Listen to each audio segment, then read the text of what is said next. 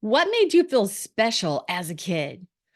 I can remember my mom made sure I got to take dance lessons. So from the age of 6, I got to take ballet and tap class.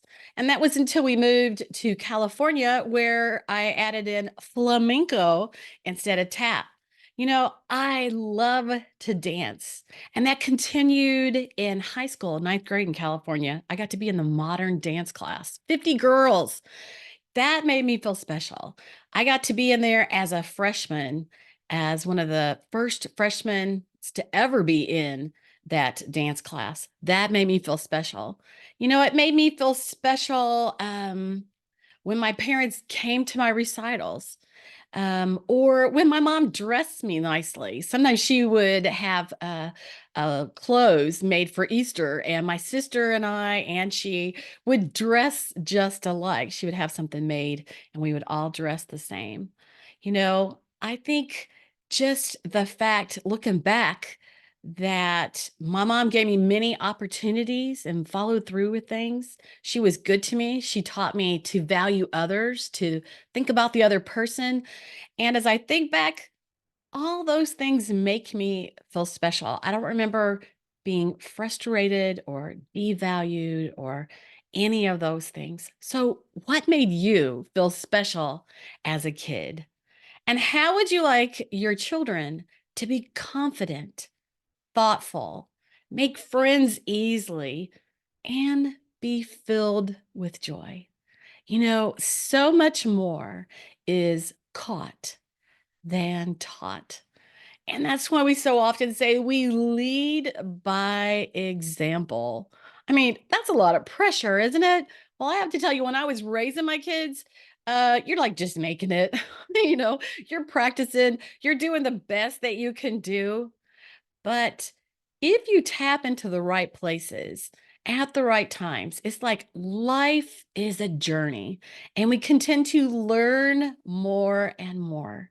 There's nothing better than a mentor, a friend, or a grandmother, or someone who has gone before you and can give you a lot from hindsight.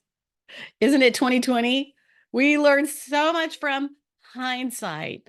And so I remember through the years learning from different people, but I didn't think of it like that. Like I was learning. They were my friend, or they would give me advice. I would try the advice and it would work. And, it makes life better. You only have one life to live. Let's figure it out. Well, I'm Connie Durham, and I want to welcome you to, of course, the Extraordinary Marriage Podcast, where we're always looking for ways to encourage you and your marriage, encourage your relationship, encourage more happiness, encourage more connection. And today we're looking at 10 gifts of great parents. And I don't think anybody would say, I don't want to be a great parent. I think because we all want to be a great parent. Now, we're in the middle of it. We're not always focusing on that. We're just doing the best that we can. Well, today I'm going to share with you, like I said, 10 gifts of great parents. And this is a formula. It is a formula of things to let go of, and it's a formula of things to connect with and to do each and every day. And guess what? It takes practice. It takes practice. So the big question is, what did you love and not love about your own childhood growing up? Were your parents, like we talked in the last episode, which was the first one from the Parents series this month, we talked about the different uh, uh, styles as a parent and how we parent and how we all parent differently. Some are straightforward and you better follow the rules. Some are laid back and you might be able to get by with a lot of things on that. So, what was your childhood like? Well, I'm going to share with you first some of the things we want to leave behind, because it's like I always say, you have to identify things so that you can then resolve them. And if you don't even know what's not right, how can you know what is right and what's going to change your world? So it starts like this. If children live with criticism, they learn to condemn. I want you to think about your own childhood. I don't know what the circumstances were. And it doesn't matter if it was a poor family, a rich family, a one parent family, a two parent family. It is children who live with criticism begin to condemn because they so often hear of all the negative things that can happen or that go on. They start to focus on everything that's bad in the world. They start to feel angry and frustrated, and they can't find their joy. And so, just like we talked about parenting styles last time, the last style that we talked about has trouble with criticism because they're a perfectionist and they want everything to be perfect. Well, we're not perfect. Our kids can't be perfect. And sometimes we have to learn what good enough is, and we have to learn to let go. We have to let go of perfectionism. The second one is hostility. If a child lives with hostility, they learn to fight. I always say if you run across someone who is a bully, look at their dad. I mean, it could be their mom, but look at their dad. I'm always thinking about boys that are bullies. But you know what? There's that movie called Mean Girls, and those girls are mean. They are bullies. If somebody lives with hostility and frustration and anger, then they start to emulate that. They start to act just like that. And they learn to fight and they learn to put down others, smash people so you can stay on the top, right? So if children live with hostility, they learn to fight. If children live with fear, they learn to be apprehensive. Sometimes kids have circumstances beyond their control. They're just little children and they have no control who their parents are or how they're raised or how they're loved. Last week I said everyone wants to feel loved, understood, and appreciated. And I mentioned the fact of being respectful, respecting our kids in a loving manner and still be firm, but respect our kids, give respect, get respect. And when I'm working with children, I tell them that all the time. You know, when you're trying to get them to listen to you, it's like, y'all, give respect, get respect. And if you want someone else to listen to you, make sure that you listen to them. But when kids live in fear, frustration, maybe there's somebody with a bad temper, maybe they get spanked often without any thought at all. You know, it might have been you as a kid, or maybe that's happened in your own house. This causes kids to have fear. And you know, they're not going to talk to you. They're not going to tell you about their problems. They're going to make bad decisions because they're afraid. We don't always have to be our kids' best friend, but we do want them to feel loved, understood, and appreciated. The next one is if children live with pity, they learn to feel sorry for themselves. You know, this could be a kid who, you know, is small in stature, or maybe they've been sickly, or maybe they don't have a lot of money. And so the parent is always like, oh, we don't have any money. You know, you could just feel so bad because you have to wear a pair of jeans with a hole in them. Well, actually, these days people buy jeans with holes in them. But back in the day, sometimes kids had to wear jeans or old tennis shoes or um you know, second hand, third hand, fourth hand, you know, according to how big your family is, clothes, and maybe they felt sorry for themselves. You know what? Don't pity your kids. Lift them up, find what is good, and help them be their best. So children who live with pity learn to feel sorry for themselves. And this is something that holds many child down, many a child down because their parents, maybe they pity themselves for this or that instead of just being thankful for what you have and moving on.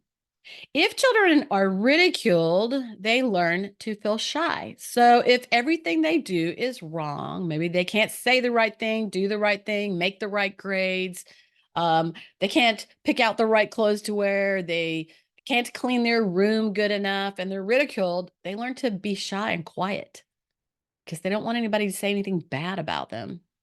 If children live with jealousy, they learn to feel envy. Sometimes that comes from the parents. Maybe they're jealous of their neighbor.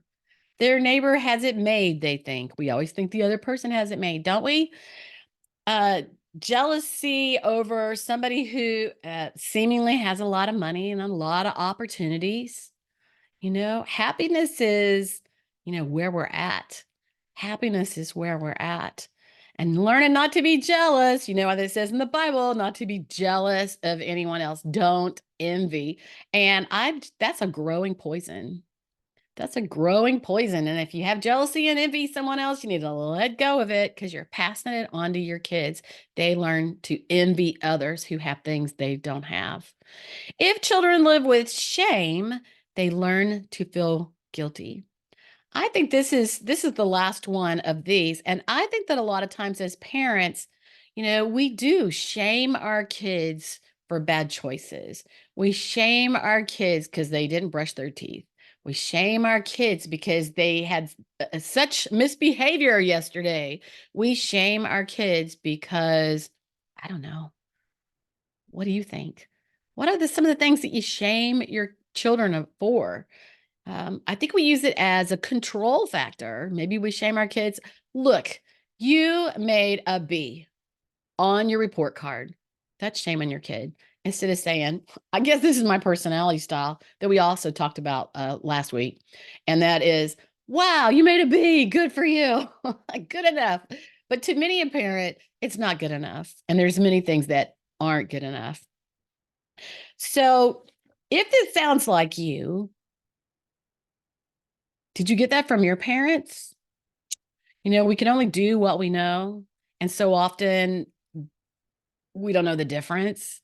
And if we don't know the difference, we can't make a change. We're not aware of it. But when we become aware of a problem or a challenge, yay, because now you can work on it. You can't fix all things at once, but you can work on it. And much more is caught than taught. So we learned a lot from our parents, just like I learned that I'm not a perfectionist and that I would like for my house to look like a perfect person lives there, but I don't really want to take the time to do it because I got a lot of other things to do. Thank goodness my husband and I are neither one perfectionist. Often people who live with an opposite personality style in their home, one person may be a perfectionist and you can never live up to their expectations because they have trouble living up to their own expectations. And maybe they live with a free spirit and they'll never do. A free spirit will never do enough for a perfectionist. So let's let go of these things that we just read: criticism, hostility, fear, pity, ridicule, jealousy, shame. Let's just throw those to the wind. Let's let go of them. Let's remove some of the criticism and the words from our vocabulary.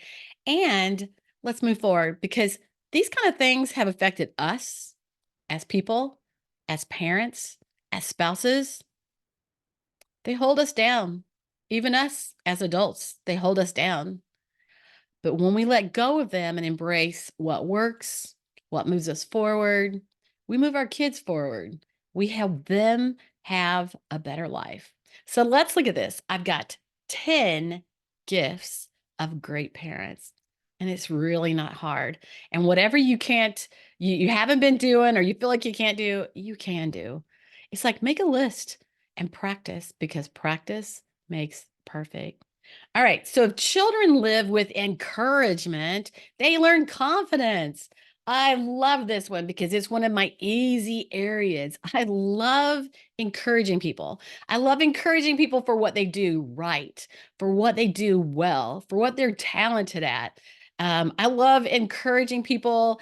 It might be for, um, a great outfit. I'm very visual. So I like things that are pretty. I like a beautiful flower garden, but I love to encourage. And honestly, when I encourage others, it makes me feel good too, because I literally am empowered by encouraging others. But let's turn that around. How do we feel when someone encourages us? If we've been criticized, sometimes we're like, oh, you're just saying that. Or, yeah, you say that about everybody. Do you see what I mean? But being an encourager lifts your child, helps them make better choices in the future, and helps them build confidence. Because when a kid is confident, they're a great leader and they won't be a follower. We live in a world of followers. The next one is tolerance. If children live with tolerance, they learn patience.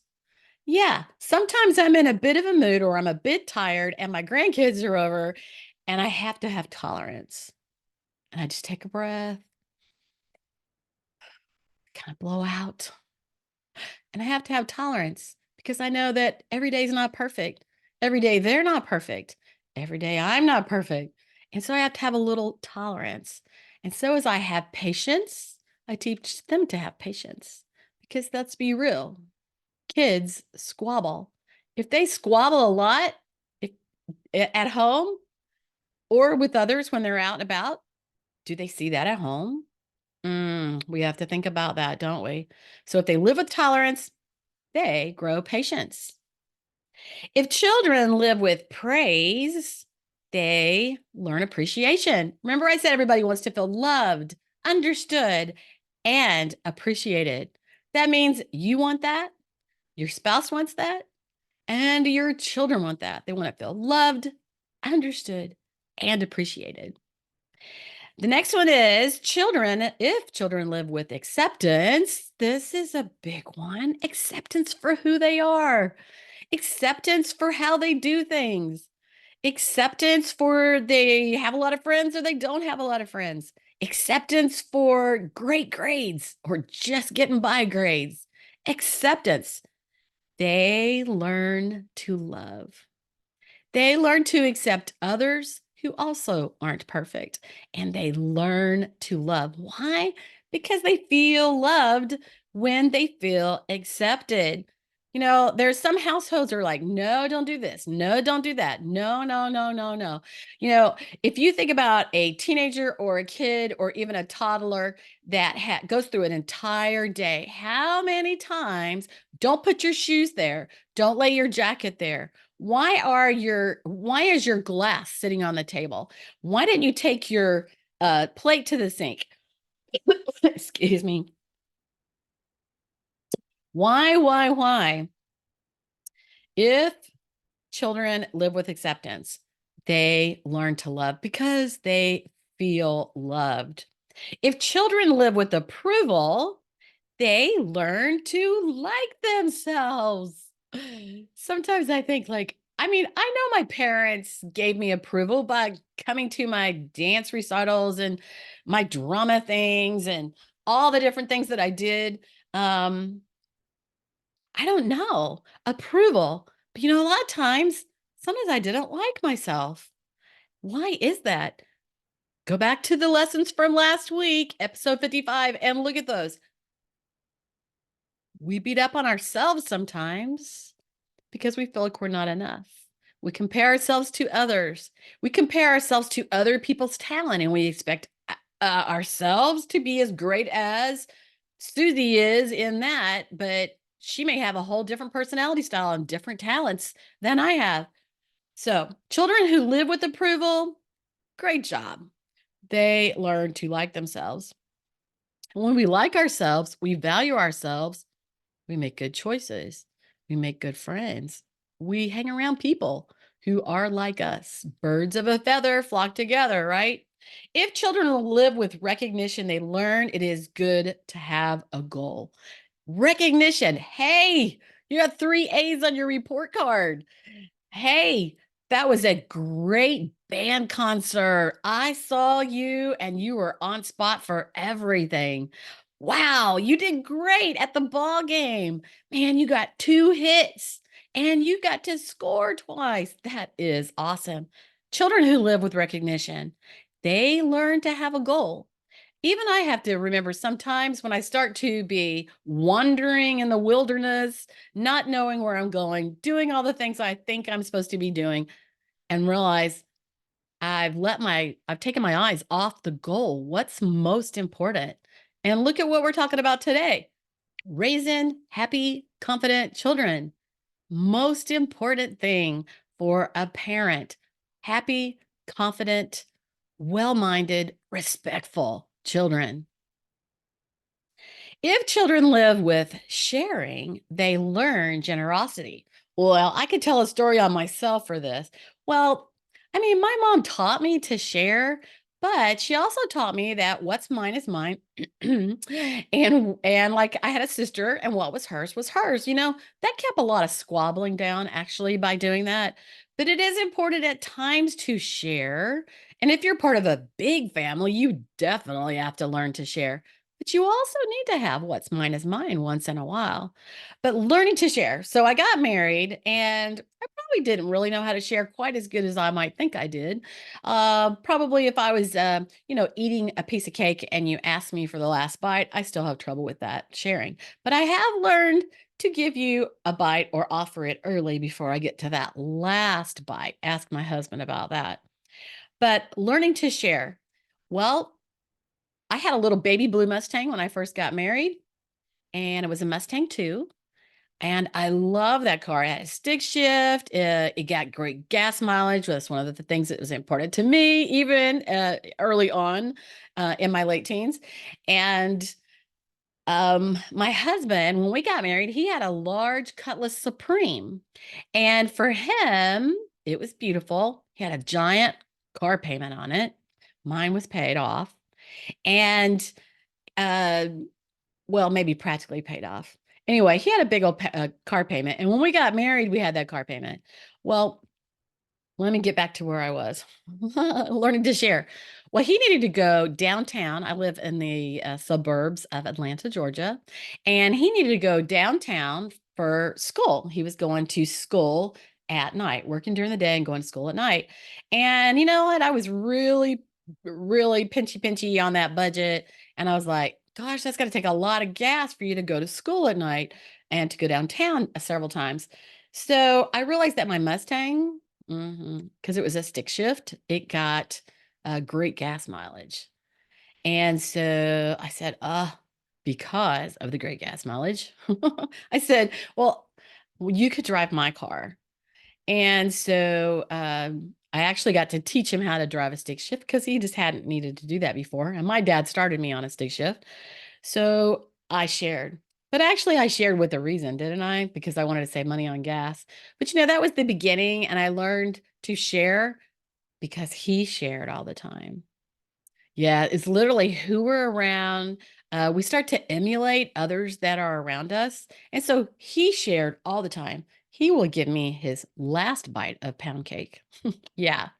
So if children live with sharing, they learn generosity. So through the years, lots of years, little by little, I learned to be more generous and not to hold on to things so very tightly. But that was also part of my personality or my motivations and that kind of thing. And so, it's just how I was brought up to hold tightly to things, don't waste things, make good use of things. Um, and I guess nobody shared that much in my house. So I also have a story on that where we went to a Braves game with his family and we weren't married yet.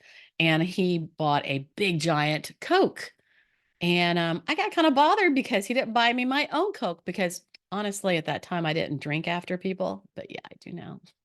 Anyway, and so he was always willing to share. Yeah, but I had a little trouble with that.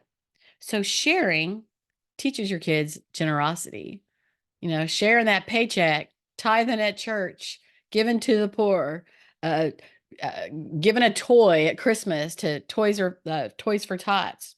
Generosity. If children live with honesty, that's that big one. Honesty. That means we tell them the truth with love. We don't manipulate them. Yeah. Manipulation is not honesty, right? So tell them the truth with love. Don't manipulate. Be honest, be kind. They learn truthfulness. Yeah. If we lie, They're going to be lying. There's always that time where kids are going through that time as children, maybe once or twice. I think I remember lying as a kid until I figured out that my mom always knew. How did she know? Moms have eyes in the back of their head, right? She always knew. So if children live with honesty, the people in the house, mom, dad, are honest, kind, thoughtful. They learn those same things. They learn to be truthful. And if children live with fairness, wow, this is big, y'all. We can't judge our kids by what we're good at, how good we are. How old are you? How long did it take you to get good at this or good at that or to understand this or understand that? We expect our kids sometimes to know and to be able to do everything we do, to understand. Yeah. When I was a little kid, there was a lot of different things I learned from hard knocks, right? But my mom and my dad tried to protect us. But yeah, you always get a few hard knocks. So children live with fairness. Fairness. That's something that we all want. We want fairness at work. We want fairness in the justice system. We want fairness, freedom of speech, fairness, freedom of speech with kids. That makes me think, yes, children have freedom of speech. I always would say, you can tell me anything you need to tell me with the right tone of voice. And that goes for couples too, when they're talking to each other, speaking to one another in the right tone of voice. The golden rule: fairness. They learn justice. They expect fairness. They expect justice because they learned that at home. There was justice, truth. If children live with kindness and consideration, yeah, respecting your kids, right? They live with kindness and consideration. They learn respect. And there's a lot of words in this world that have been created here or there in the last few years uh, that describe what. I'm not always exactly sure, but there's one word that doesn't change, and that's the word respect. When you respect yourself, love yourself a little. You respect others. You expect the best from them, but you're kind and you're thoughtful. You know, um, so many problems in the world are from, my kids at church taught me the word gaslighting. Often, uh, teenagers gaslight another teenager, spouses gaslight their spouse. The news media gaslights. That means, what does that mean if you don't know? It means when you got a problem and you talk about it in the way that it's somebody else's problem, like they did it, they're the problem, they had the problem, not you. Wow, that's pretty stinking. So when we pour into our children all the things that we want to be, it's like daily habits of how we treat them. So I hope you wrote these down. I'm going to give you the good ones. Encouragement, so they have confidence. Tolerance, so they have patience. Praise, so they learn appreciation. Acceptance, so they learn to love. Approval, so they learn to like themselves. Recognition for what they're doing right. They learn it is good to have a goal. Sharing, they learn generosity. They're generous. Be honest. They learn to be truthful by how honest you are with them. Fairness. We live in a fair world, or do you say we don't live in a fair world? If I'm going to look at the bright side, I'm going to say we live in a fair world. They learn justice and kindness. If a child lives with kindness, they learn and consideration, they learn respect. And when you respect your kids, they respect you. Treat your kids the way you want to be treated, but do be firm. They should know what to expect from you. And there really shouldn't be a surprise where all of a sudden you're in a bad mood and they get swooped up in trouble. Yeah, I guess it happens, when parents are exhausted or pressured. Kids do what we do rather than what we say. Much more is caught than taught. So, what would that mean in your household? Everyone wants to feel loved, understood, and appreciated. Well, if you go to my page, theextraordinarymarriage.com, you can find a free gift, and it is Finding Harmony in Your Marriage. Finding harmony in your marriage. Sometimes things just get chaotic and we don't know what to do. But you know what? There's help out there. I hope you'll connect with me and grab that Finding Harmony in Marriage at theextraordinarymarriage.com. Also, if you really need some help, maybe you are having trouble with your kids, you don't understand your spouse, you're feeling frustrated and small and unable, and you just need some help. I bring 45 years of experience, been married for 45 years, and I'm part of the John Maxwell team of coaches and speakers. And in 2004, I learned the behavior styles. And it's amazing because once you understand how predictable it is that people think a certain way when you identify it, and they think and they act a certain way. Now you understand it's not about you, it's about them, and they respond a certain way. There's those top emotions. Once you learn how they think, act, and respond differently, you can really find a lot of peace. And this goes with your spouse, with your family members, with your kids, and even at work. My name is Connie Durham, and I hope you'll grab that fresh insights. You can actually talk to me.